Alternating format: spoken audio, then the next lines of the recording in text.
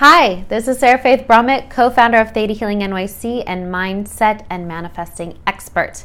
So today in this video, we're going to be talking about how do you step into your true role as an influencer? How do you actually be a change maker in the world?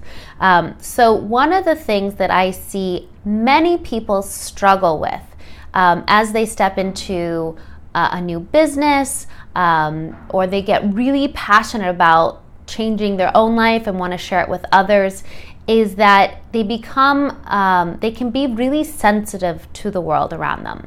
So if something's going on in the news, it just makes them crash. If a partner in their life is really in a negative space, it kills their joy. If their family's struggling, they don't know how to be happy. So they're really affected by the outside environment.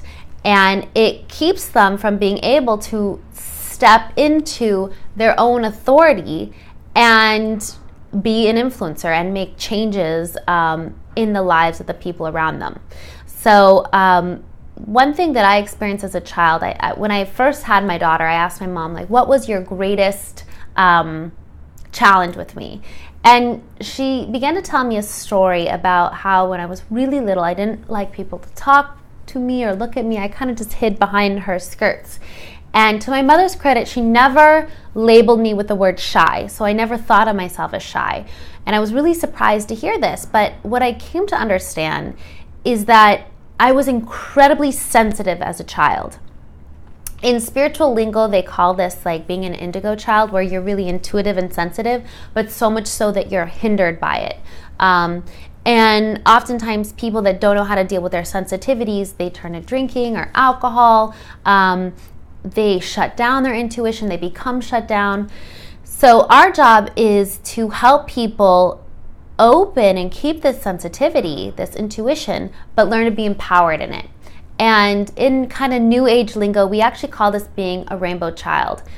And I see this with my daughter, that when she walks into a room, she's filling the room with inspiration, with joy, with love. You should see the way that she changes people by her stepping into the room. And this is what it means to have true influence. So when you think about yourself and you think about, do you feel overwhelmed with what is going on in the current state of our world? Do you feel discouraged? Do you feel disheartened? So all of these feelings come from our own judgments of what's going on in the world, our own beliefs about ourselves, if we can really do this, if we could really create change. And what happens is that we start playing a smaller game.